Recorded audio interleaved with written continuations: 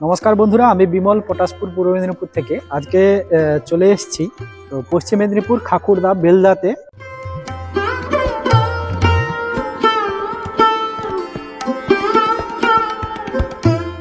আপনারা দাদার ভিডিও আগেও দেখেছেন, একটি ছাগল চাষের বিভিন্ন তথ্যগুলো উপস্থাপন করার জন্য এবং হচ্ছে সরকারি ট্রেনিং কিভাবে পাওয়া যায় সেটাও দাদার কাছ থেকে জানবো।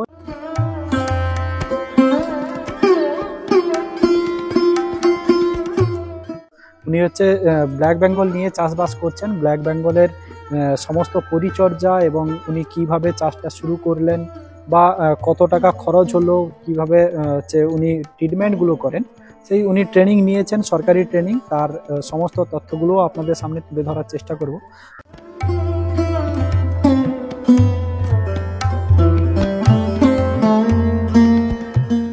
নমস্কার, নাম হচ্ছে শুভদীপ বেরা, গ্রাম বাস্তবপুর, পোস্ট খাকুড়দা, থানা বেলদা, জেলা পশ্চিম মেদিনীপুর।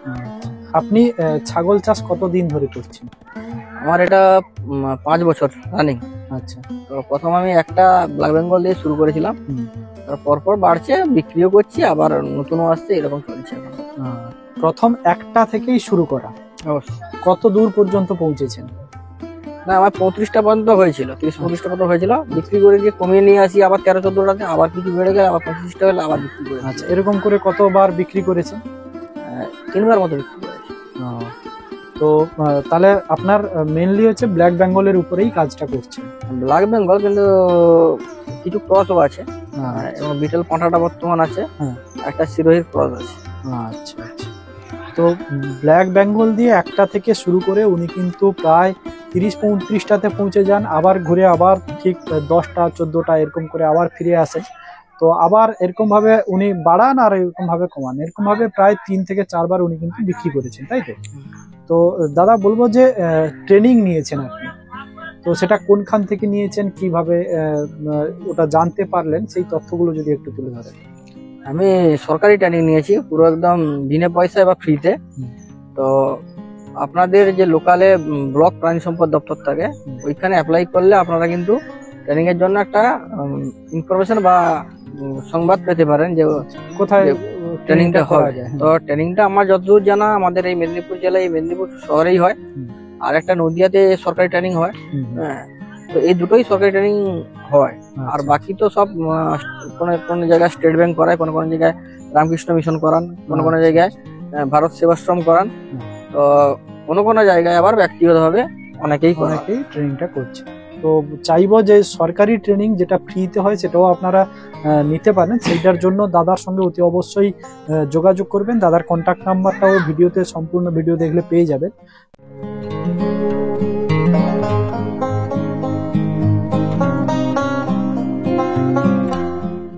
ট্রেনিং নিয়েছেন আপনি, তো ছাগলের যে বিভিন্ন তথ্য বা ছাগলের যে বিভিন্ন রোগ কিভাবে প্রতিকার করা যায় সেই ব্যাপারগুলো অতি অবশ্যই শিখেছেন। তো তার জিনিসগুলো একটু জানতে চাইবো। তো যে প্রথমত যে রোগটা যেটা হচ্ছে আমাদের ছাগল চাষের ক্ষেত্রে বেশিরভাগ যে রোগটা আমরা লক্ষ্য করি সেটা হচ্ছে ঠান্ডা লাগা এবং হচ্ছে পাতলা যে পায়খানাটা করে, ওই দুটো রোগ প্রধানত লক্ষ্য করা যায়। তো ঠান্ডা লাগার ক্ষেত্রে আপনি কোন কোন রোগ, মানে কোন কোন ঔষধ আমরা ব্যবহার করতে পারি সেটা? না, প্রাথমিকভাবে ঠান্ডা লাগলে যেটা আমাদের ঘরোয়া হিসাবে একটা মিক্সচার অয়েল দেওয়া হয়, ওটা দিলে হয়, কমে যায়। সেটা কি প্রাথমিক দেওয়া হয়, যেরকম হলুদ দেওয়া হয়, আপনার মেথি দেওয়া হয়, কালো জিরে এবং রসুন, এরকম বিভিন্ন রকম পদার্থ, বিভিন্ন রকম সংমিশ্রণ করে একটা মানে সরষে তেলকে ফুটিয়ে একটা করা যায়। ঠিক আছে, এমনি সরষে তেলও দেওয়া যায়। আচ্ছা আচ্ছা। হ্যাঁ, তারপরে এমনি কঞ্জা তেল, মানে আমাদের যেটা ওটা দিয়ে আমাদের গ্রামে মোটামুটি সবাই ঠান্ডা লাগাকে ইয়ে করে। কিন্তু সমস্যাটা প্রাথমিকভাবে বা সাধারণ ঠান্ডা লাগা হলে ঠিক আছে, কিন্তু যদি এটা বেশি হয়ে যায়, ধরো কোনো ব্যাকটেরিয়াল বা কোনো ফাঙ্গাস বা কোনো ভাইরাস বলে তো কোনো যদি রোগ অ্যাটাক করে, তখন কিন্তু আর এটাতে কমবে না। তখন আপনাকে অন্যরকম ট্রিটমেন্ট করতে হবে। মানে প্রাথমিকভাবে হলে হোমিওপ্যাথি দিলেও ঠিক হয়ে যায়। তো হোমিওপ্যাথি ভাইরাল অ্যাকশনও কাটায়, তো ততদিন পর্যন্ত আমাদের অপেক্ষা করা সম্ভব হয় না। তাহলে আমরা কি করি না, বিভিন্ন রকম অ্যান্টিবায়োটিক প্রয়োগ করি। যেরকম ধরুন আপনি ইন্ডোফ্লক্সাসিন অ্যান্টিবায়োটিক আপনি প্রয়োগ করতে পারেন, ওর সঙ্গে আপনি নেটকাপ বা বঙ্কোপাইরিন বা বিভিন্ন রকম যে কফ সিরাপ আছে ওইগুলা দিয়ে ট্রিটমেন্ট করতে পারেন। যদি এখানেও না কমে তাহলে আপনাকে ইনজেকশনের মাধ্যমে যেতে হবে। এই ইনজেকশনের মাধ্যমে আপনাকে সেই অ্যান্টিবায়োটিক প্রয়োগ করতে হবে, আবার ওরালিও কিছু কফ সিরাপ খাইয়ে ওকে ঠিক করতে হবে। আচ্ছা, আর সেকেন্ড যে সমস্যা হয় সেটা হচ্ছে যে পাতলা পায়খানা, সেটার জন্য আমরা কি কি করতে পারি, ঘরোয়া পদ্ধতি বা হোমিওপ্যাথি বা এলোপ্যাথি? পাতলা পায়খানা ঘরোয়া পদ্ধতিতে আমরা দুলপাগা, থানকুড়ি এসব সংমিশ্রণ করে একটা খাওয়াতে পারি, মানে মুসাকানি আমাদের লোকাল ভাষায় বলে। হ্যাঁ, ওগুলা খাবি একটা সাধারণ পায়খানা হয়তো কমে যায়, ঠিক আছে।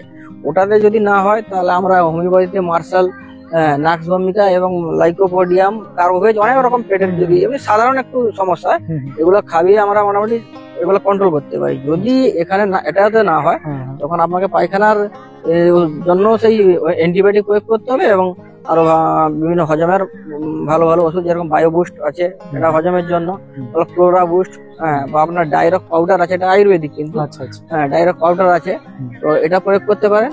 অথবা আপনার সালফা বোলাস পাওয়া যায় দোকানে, সঙ্গে বায়ো বুস্ট, এই দুটোকে দিয়ে কিছুদিন আপনারা দেখতে পারেন, 2 দিন 3 দিন দেখতে পারেন যে কিরকম কি হচ্ছে। না হলে এটাও মানে আবার আপনাকে সেই ইনজেকশনের মাধ্যমে অ্যান্টিবায়োটিক ইনজেকশন প্রয়োগ করতে হবে এবং আপনাকে হজমের ওষুধ খাওয়াতে হবে। আচ্ছা আচ্ছা।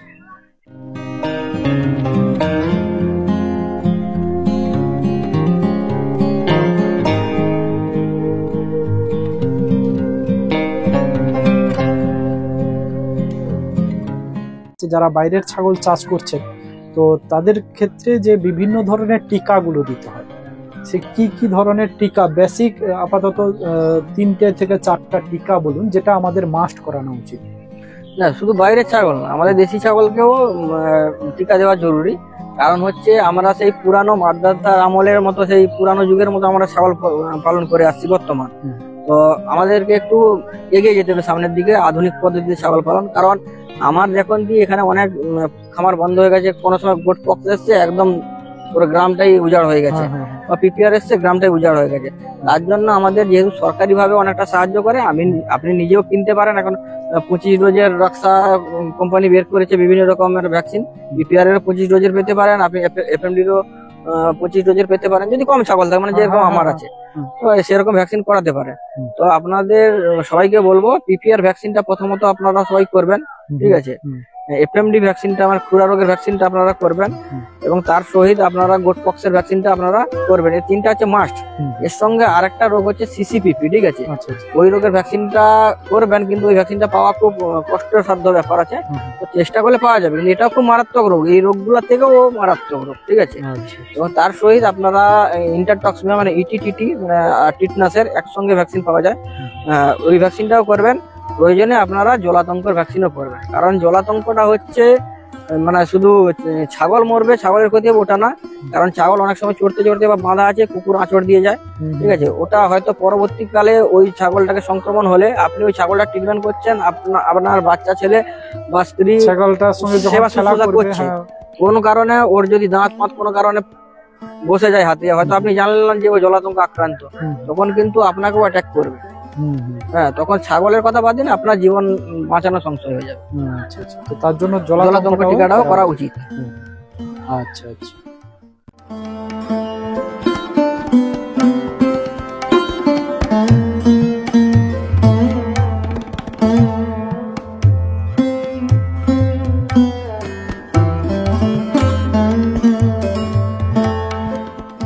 যে কোনো ছাগল চাষের জন্য প্রথমত যেটা প্রয়োজন সেটা হচ্ছে ছাগলের যে যদি কেউ স্টল ফিডিং এ চাষবাস করেন বা বর্ষাকালে সবাইকে স্টল ফিডিং তো করতেই হয়, তার জন্য প্রথমত ছাগল নিয়ে আসার পূর্বে আপাতত প্রথম ঘাস বাগানটা আগে তৈরি করা প্রয়োজন। তো দাদার বিশাল ঘাস বাগানের ভিতরে আজকে শুরু করছি, কারণ একটু মোটিভেট করার জন্য, যাতে ছাগল আনার পূর্বে আপনারা যাতে ঘাসটার ব্যাপারে বা খাওয়ারের ব্যাপারে যাতে আপনারা আগে চিন্তা করেন।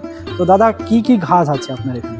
আমার এখানে দাদা এটা যেটা দেখছেন এটা হচ্ছে জারা 1 হাইব্রিড, 17-18 ফুট হাইট হয় এবং রসালো নরম এবং গাছটা মিষ্টি। আচ্ছা আচ্ছা। হ্যাঁ, ছাগলটা খুব খেতে ভালোবাসে। এবং ওই দিকটায় আছে অজানা হাইব্রিড, এটাও অজানা হাইব্রিড। আচ্ছা, এদিকে হোয়াইট জার্মান আছে, কিছুটা COCN4 আছে। আচ্ছা আচ্ছা। মানে আপনি এই গাছগুলো প্রথম বলছিলেন যে কোনো একটা কোন প্রজাতিগুলো জলে ভালো হয় এবং কোন প্রজাতিগুলো যেগুলোতে জল ওঠে না সেইখানে চাষ করা যায়, এইটা একটু যদি ক্লিয়ার। এটা এই যে ঘাসটা আছে এটা দেখছেন যে গভীরে একটু আছে, ওইটা উঁচুতে আছে, তো ওটা শুকনোতে হয়, ঠিক আছে। জলে ওটা বাঁচে কিন্তু শুকনোতে ভালো হয়। তো এটা যত জল পাবে তত ফলন হবে। যেহেতু এটা কি ঘাস? এটা হচ্ছে তোমার অজানা হাইব্রিড। আচ্ছা আচ্ছা, ঠিক আছে, এটা বাংলাদেশের ঘাস। হ্যাঁ হ্যাঁ হ্যাঁ। তো আমাদের পশ্চিমবাংলায় এখন একটা মোটামুটি জনপ্রিয় ঘাস, ছাগল খায়ও ভালো। আচ্ছা, তো এটা গভীরে এই কারণে আমাদের এদিকটা একটু নিম্নবর্তী এলাকা, মানে ঠিক আছে। আচ্ছা আচ্ছা। তো বৃষ্টি হলে মোটামুটি জমিনে জল জমে যায়, জলটা গড়ানোর কোনো ব্যবস্থা সেরকম নেই ভালো। তার জন্য এটা বৃষ্টিকালে লাগানোর জন্য, এটা ফলনটা ভালো হওয়ার জন্য এটা আমি রেখেছি ব্যাক হিসেবে। বর্ষাকালেও যাতে সুবিধা হয়, কোনো সমস্যা না হয় তার জন্য দাদা কিন্তু দুটো পদ্ধতিতেই ঘাসগুলো চাষ করছেন। একটা হচ্ছে যে ঘাসগুলো জলে ভালো হয় এবং যে ঘাসগুলো ডাঙাতে ভালো হয়, যেগুলোতে জল ওঠে না। তো দুটোর মধ্যে যেটা ভালো আপনার কাছে কোনটা মনে হয়? ভালো তো দুটো, এটা শুকনোর সময় ফলনটা দেবে। আচ্ছা আচ্ছা, মানে এটা আমার বর্ষার সময় ফলনটা দেবে। ঠিক আছে, তো আপনারাও যদি হয়তো কোনো নিম্নবর্তী এলাকায় যদি কোনো ছাগল চাষ করতে চান তাহলে এই প্রসেসটা একটু আপনারা আপাতত মাথায় রাখবেন। আচ্ছা দাদা, প্রথম যে কোন প্রফেশনের সঙ্গে যুক্ত বা ছাগল চাষে আসাটা কিভাবে আপনার? আমি 2013 থেকে সিভিক ভলেন্টিয়ারে কাজ করি, ওখানে আমার 10 বছরের কাজ হয়ে গেল। আচ্ছা, তো 18-19 সালে আমি ভাবলাম যে এটা করা বাদে সাইডে কি করা যায়। ঠিক আছে, আচ্ছা, তখন সেরকম না শখের বসে প্রথমে একটাই ছাগল কিনছিলাম আমি, আচ্ছা, ব্ল্যাক বেঙ্গল। ওটা আমার বাড়ির কাছে কাকুর কাছ থেকে মাত্র 2500 টাকা দিয়ে, ওইটাই আমার ইনভেস্ট। আচ্ছা, পরবর্তী চিন্তা ভাবনা আপনার কি আছে? পরবর্তী চিন্তা ভাবনা আমার আছে এই 1.5-2 বছরের ভেতরে, যেহেতু ট্রেনিংটা সরকারিভাবে আমি করেছি। আচ্ছা, এবং অনেক ফার্মার এর সঙ্গে পরিচয় হচ্ছে। পরবর্তীকালে আমি উন্নত প্রজাতি দিয়ে একটা নতুন ঘর করে, যে ঘরটা আছে সেটাও একটা পুরানো ঘর ছিল, ওইটাই কাজে লাগিয়েছিলাম। নতুন ঘর করে একটু মোটামুটি আধুনিক ভাবে পালনটা করব, আরো আধুনিক ভাবে। আচ্ছা আচ্ছা। দাদা যে ছাগলটা দিয়ে প্রথম ব্যবসা শুরু করছিলেন সেটা হচ্ছে এই ছাগলটা নাকি? এটা আচ্ছা, এটাও ব্ল্যাক বেঙ্গল ছিল প্রথম। তো এইখান থেকেই কিন্তু আস্তে আস্তে বেড়েছে।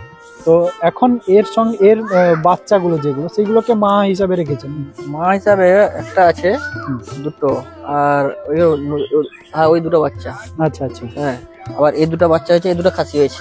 মানে এটাও এই দুটো না, হ্যাঁ সে দুটো। আচ্ছা আচ্ছা, এটাও এডির বাচ্চা? এরই বাচ্চা, এই এক মাস হয়নি, আচ্ছা 20-22 দিন হবে। ও দুটো আমার খাসি, মানে মেয়ে হয়নি। আচ্ছা আচ্ছা। আর এটা হচ্ছে সেই ক্রসটার, সেইটার এই দুটো কালো, যে কান বড় বড়, এটা। আচ্ছা আচ্ছা, এই দুটো। হ্যাঁ, এটা বিটল পাঁঠাটা। এটা হচ্ছে এনেছিলেন? এটা 3 মাস বয়সে এনেছিলাম। ঠিক আছে, আচ্ছা আচ্ছা। ইয়ে কিন্তু আবার একটা কাজ করে দিয়েছে, মানে এর যখন 6-7 মাস বয়স ছিল, ইয়ে আমার একটা ছাগলকে ক্রস করে দিয়েছে, ওই দুটো বাচ্চা হয়ে গেছে, মানে এর যখন 6 মাস বয়স। আচ্ছা, বিট করার উপযুক্ত এখনো হয়নি, যে বিট করে দিয়েছিল। এখানে দুটো বাচ্চা হয়েছে, একটু দুর্বল হয়ে যায়, মানে ছোট বাচ্চা ছেলে দিয়ে বিট করলে যা হয়। আচ্ছা আচ্ছা, বিট করে দিয়েছিল। এর সঙ্গে আর একটা কি প্রজাতি রেখেছিলেন? মানে ওইটা না, এই বিটলের সঙ্গে আর একটা কি ছিল আপনার কাছে? সিরোহির ক্রস, এটা।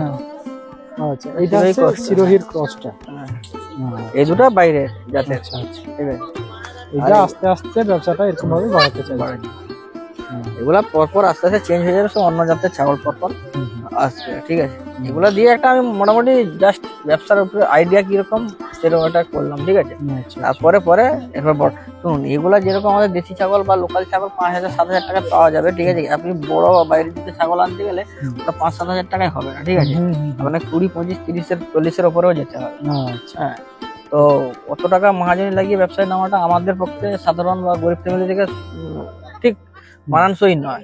গেলে 1-2 বছর পর নতুন একটা ঘর পর করলে তারপরে আমি ওই সিদ্ধান্তটা নেব।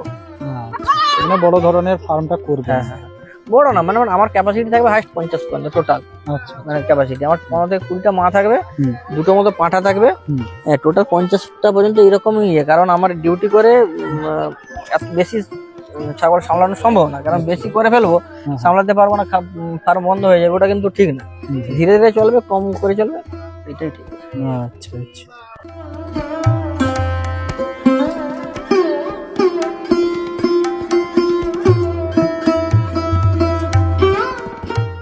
আচ্ছা দাদা, আর একটা জিনিস জানতে চাইবো যে সকাল থেকে আপনার ছাগলের পরিচর্যা গুলো কি করেন? সকাল থেকে তো উঠে ছাগলগুলোকে প্রথম বের করে দিই। এখন যেহেতু শীতকাল, 8টার পরে বের করে। ঠিক আছে, তো ওরা উঠার পর যেহেতু এখন আমার মাঠ খালি পুরো আছে, হ্যাঁ, এখন মাঠে নিয়ে চলে যায়। তো ওখানে 1-1.5টা পর্যন্ত চললো, তারপরে এখানে চলে এলো।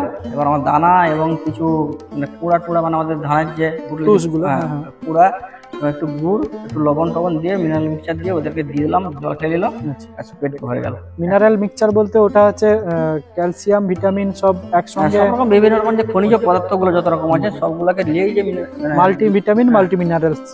মাল্টিভিটামিনটা আলাদা জিনিস, এটা তো আলাদা জিনিস। এখানে ভিটামিনও থাকবে, মিনারেল মিক্সচারে ভিটামিনও থাকবে, ঠিক আছে? তো বিভিন্ন রকম খনিজ পদার্থ থাকবে সংমিশ্রণে এটা মিনারেল মিক্সচার, এটা দিতে হবে তোমার। আচ্ছা, হ্যাঁ, কারণ আমাদের শরীরে যেরকম আয়রন, বিভিন্ন ক্যালসিয়াম, ম্যাগনেসিয়াম, বিভিন্ন পুষ্টির দরকার, হ্যাঁ সেরকম ওদেরও লাগে। হ্যাঁ, ওগুলা যদি শর্ট হয়ে যায় বিভিন্ন রকমের রোগ দেখা দেবে। তো এগুলো দেওয়ার পর বিকেলে আবার আমি একটু হালকা, যাদের দানা খাওয়ানোর প্রয়োজন তাদের একটু দানা একটু দিয়ে হালকা তুলে দিই, ঠিক আছে? মানে এটা এর সময় কারণ যেহেতু মাঠটা ফাঁকা আছে। আবার যখন আমাদের মাঠে ধান পান রোপণ হয়ে যায় তখন ছাড়তে পারি না, তখন এই যত ঘাস আছে আমার এই যে নেপিয়ার, অজানা হাইব্রিড টাইব্রিড, এগুলা কেটে দিই এবং মাঠ থেকে আমার ঘাস কেটে দিয়ে আসা হয়, ঠিক আছে? তো ওই মাঠের ঘাসগুলো আমি দিই ছাগলকে, তো ওগুলাও খায়, ঠিক আছে? আর এইরকম দুপুরে আমার জলটা আর ওই যে দানা আর ওইরকম একটা যে খিচুড়ির মতো, ওটা আমার রেগুলার থাকে। সেটা ঘাসের সময় হতে পারে না আর না। এই খাবারের সঙ্গে যে লিভ 52 এইগুলো কি দেওয়া যায় কি? এগুলা তো মানে লিভার টনিক, যেরকম কৃমির ওষুধ খাওয়ালে লিভার টনিক খাওয়ানো বাধ্যতামূলক। তো এমনিও কৃমির ওষুধ না খাওয়ানো গেলেও মিনিমাম ছাগলকে মিনিমাম 5টা থেকে 7টা দিন প্রতি মাসে ছাগলকে লিভার টনিক খাওয়ানো উচিত। সে ব্রোটন হতে পারে, হেপাওয়াজ হতে পারে, বা লিভ 52 হতে পারে, বিভিন্ন রকমের যে আছে কোম্পানির, যেটা খুশি আপনি দিতে পারেন। আচ্ছা, এই যে কৃমির ঔষধ কতদিন অন্তর খাওয়ানো উচিত বলে? কৃমির ওষুধ প্রথমে আপনাকে জানতে হবে আপনার এলাকায় কোন কৃমির প্রাদুর্ভাবটা বেশি। আচ্ছা, ঠিক আছে? মানে ধরুন আপনার কোনো জায়গায় গোল কৃমির প্রাদুর্ভাব বেশি, কোনো জায়গায় ফিতা কৃমির প্রাদুর্ভাব বেশি, কোথায় আবার ফ্লুক কৃমি মানে যকৃতি যে কৃমিটা থাকে ওটার প্রাদুর্ভাব বেশি। ওটাকে আপনাকে প্রায় সভ্য দপ্তরে পরীক্ষা করে নিতে হবে। আচ্ছা, যে কোন কৃমির প্রাদুর্ভাবটা বেশি। নিয়ম অনুযায়ী 80 থেকে 90 দিনের ভেতরে কৃমি ওষুধ পুনরায় ছাগলের খাওয়ানো যেতে পারে, কোনো অসুবিধা নেই। ঠিক আছে? 1 বছরে কি এরকম 80 থেকে 90 দিন? হ্যাঁ, আপাতত আপনাকে বছরে 4 বার কৃমি খাওয়ানো উচিত। আচ্ছা, সেটা বডি ওয়েট অনুসারে। বডি ওয়েটও তো থাকবে, যেরকম কোনো ট্যাবলেট একটাই লেগে যায় পুরোটা, আর কোনোটা যদি আপনি ওরালি খাওয়াতে যান, এমএল হিসেবে আছে ধর 3 কিলো বডি ওয়েট, হিসাব করলেন যে 30 কিলো বডি ওয়েট, ওকে 10 ml পুরো দিতে হবে। ওজন করে কৃমি খাওয়ালে আরো ভালো কাজ, কারণ আঞ্জাতের থেকে। এবং বাচ্চা এবং গর্ভবতী ছাগলের বা বাচ্চার এগুলো সব কৃমি ওষুধ আলাদা আলাদা। বাচ্চা গর্ভবতী ছাগলের জন্য কোনো ঔষধি যেগুলো বললেন আপনি, কোনো ঔষধি হচ্ছে কাজের নয়, সেটা হচ্ছে অতি অবশ্যই ডাক্তারের পরামর্শ। অবশ্যই না, ফেনবেন্ডাজল কম্পোজিশনে বা আইভারমেক্টিন কম্পোজিশনে, অক্সিক্লোরাইড, এইসব যে কম্পোজিশনের এগুলা কিন্তু কৃমিকে গর্ভবতী ছাগলের খাওয়ানো যায়। অ্যান্টিবায়োটিকও হিসাব ভাগ করা আছে, মানে কোনটা গর্ভবতীকে দেওয়া যাবে কোনটা দেওয়া যাবে না। ওটা যখন ওষুধটা নেবেন কারোর কাছে পরামর্শ নেবেন, নাহলে কি হবে, বাচ্চা ফেটে আছে আপনি উল্টা ওষুধ খাইয়ে দিলেন, তখন কিন্তু বাচ্চাগুলো নষ্ট হয়ে যায়।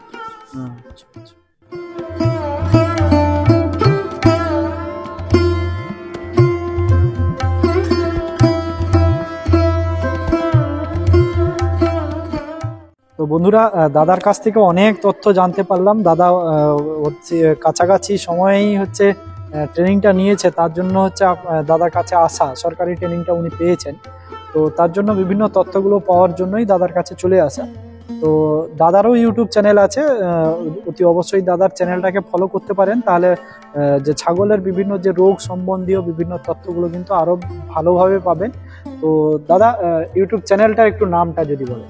Subhadra goat farm, SUBAJDRA goat farm. হ্যাঁ, সুভদ্রা গোট ফার্ম একটাই চ্যানেল আমার নামে শুধু আছে, আর সুভদ্রা গোট ফার্ম নেই। আচ্ছা, তো নতুন চ্যানেলটা 1-1.5 মাস হবে। আচ্ছা, তো অতি অবশ্যই দাদার চ্যানেলটাকেও ফলো করবেন, তাহলে ছাগল চাষের যে বিভিন্ন তথ্য বা বিভিন্ন রোগের যে ঔষধগুলো সেগুলো আরো ভালোভাবে জানতে পারবেন। ইউটিউবে আসার উদ্দেশ্যটা হচ্ছে মানে আমি যে পপুলার হব বা ওটা না, আমাদের ট্রেনিং নিতে আমাদের ডাক্তারবাবু বললেন, মানে যে প্রিন্সিপাল স্যার, প্রফেসর স্যার, যে এই ট্রেনিং একটা ব্যবসা চলছে। ঠিক আছে? তো ওইটা তো কাউকে একটু যাতে সরকারি ট্রেনিং নেয় বা সরকারি জায়গায় আসে, মানে অনেকেই জানেই না যে সরকারি ফ্রি ট্রেনিংটা হয়, জানে না। এটা সরকারি ট্রেনিং আপনারা নিতে পারেন, সেটা ফ্রিতেই পাওয়া যায়। তো সেই তথ্যগুলো আপনাদের সামনে তুলে ধরার জন্য দাদার কাছে চলে আসা। তো অনেকেই যারা হচ্ছে ছাগল চাষ করেন তারাও ট্রেনিং হয়তো করছেন, তারা টাকা নিচ্ছে, তো কেন মিছে টাকা দিতে যাবেন? তো তার জন্য অতি অবশ্যই সরকারি ট্রেনিংটার কথা একটু দাদার সঙ্গে একটু যোগাযোগ করে নেন, তাহলে হচ্ছে ফ্রিতেই আপনারা কিন্তু ট্রেনিংটা পেতে পারেন, তো এবং সার্টিফিকেট সহ। তো তার জন্য অতি অবশ্যই কিন্তু ওই ব্যাপারটা একটু মাথায় রাখবেন।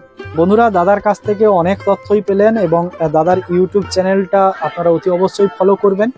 তো সেখানে হচ্ছে ছাগলের বিভিন্ন যে রোগ বা হচ্ছে বিভিন্ন যে ঔষধগুলো, সেগুলো অতি অবশ্যই ভালোভাবে জানতে পারবেন। আর বেশি কিছু বলবো না, অনেক তথ্যই আপনারা পেলেন ছাগল চাষ সম্পর্কে। তো ভিডিওটা এখানেই সমাপ্ত করব। নমস্কার।